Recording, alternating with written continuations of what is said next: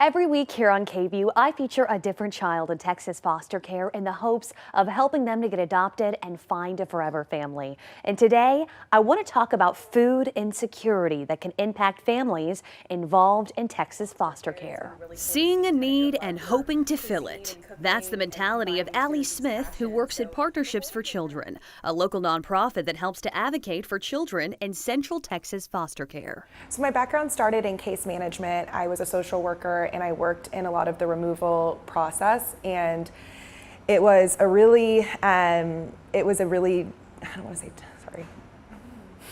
It was a tough job for me. Throughout her work over the years, she has noticed a common theme: food insecurity impacting families involved in care. They will always go to Stacy at the Rainbow Room, and I swear every time they will say, do you have HEB gift cards? And because we've had to cut that funding and that funding is not provided through the state, it's a really tough thing to always say no and to be like, we don't have that right now. She's even seen families who hesitate to foster or adopt because of the worry of not getting enough food on the table for everyone. There should never be a family that steps up for something in the community, this massive need, and then we're saying, oh, but we can't help you with the number one thing to provide for someone is food.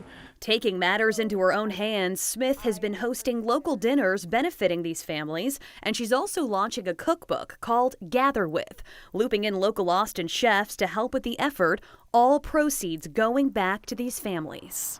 The two of us met up at Franklin's Barbecue in downtown Austin, one of Austin's most well-known barbecue joints, with a line around the block every morning. We're just kind of building up some chili spice flavors. Okay. Co-owner Stacy Franklin showed us a simplified version of her new hot sauce that will be featured in the book. We chose our spicy sauce because that's something that hasn't been featured anywhere yet.